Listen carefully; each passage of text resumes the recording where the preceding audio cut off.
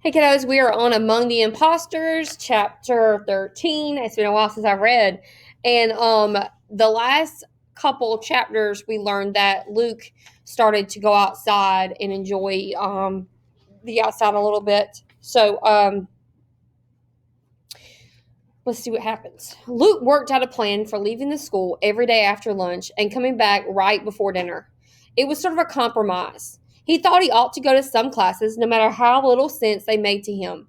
And this way, he wouldn't miss any meals. He was already hungry all the time.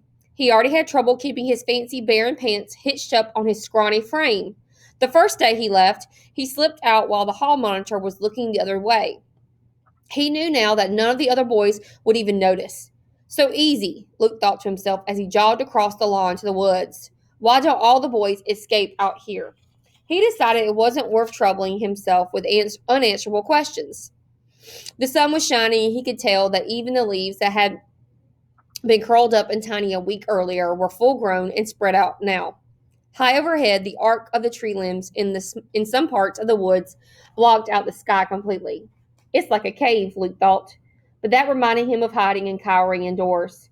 He moved out into a clearing where grass struggled to grow through last fall's dead leaves. It looked like there were raspberry plants, too, mostly buried in tangled brush. Raspberries, Luke whispered, his mouth watering. Mother grew raspberries back home, and every June she kept the whole family stuffed with raspberry pies and cakes and breads. She made raspberry jam, too, and spread it on their toast and spooned it into their cornmeal mush all year long. Luke eagerly searched the branches in front of him. Tasting a raspberry would be like visiting home just for a minute.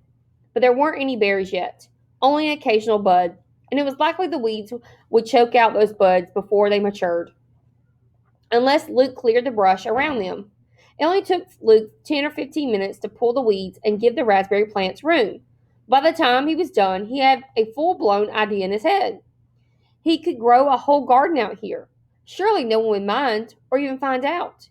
In his imagination, he saw neat rows of sweet corn, tomato plants, and peas. He could put strawberries and blueberries over at the side of the clearing where they'd get some shade. He'd want beans, too.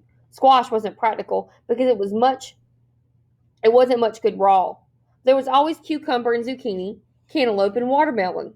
Luke's stomach growled. Then he remembered seeds. He didn't have any. Luke's dream instantly withered. How stupid was he that he thought he could grow a garden without seeds? Luke could imagine how Matthew and Mart would make fun of him if they knew. Even Dad and Mother would have a hard time not laughing.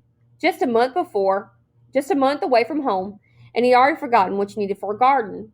Luke stared at the measly raspberry plants in disappointment. Then he could almost hear Mother's voice in his ears. Make the best of what you've got. How many times had he heard her say that? Even one raspberry would be delicious. And maybe he could find blueberry or strawberry plants somewhere in the woods and transplant them. And maybe he could get seeds from some of the food at school. The bean sprouts they were always feeding him, for example, could he plant those? He didn't know what kind of beans they would grow into. But even if they were soybeans, Jen had told him once that the government thought those were edible. Roasted, maybe. He could build a fire. And maybe later in the summer they would serve tomatoes or cantaloupe or watermelon, and he could smuggle the seeds to his room somehow. He would be too late for planting by then, but he could save the seeds for next year. It made Luke's throat ache to think of staying at Hendrick's school a whole year. A whole year without his family. A whole year of grieving for Jen. A whole year of not speaking to anyone but Jackal Boy. A whole year of having nothing but a fake name and clothes that didn't fit. Luke stood up and planted his feet firmly on the ground. I have the woods, he said aloud. I'll have the garden. This is mine. So this gives Luke something to hope for. See what happens.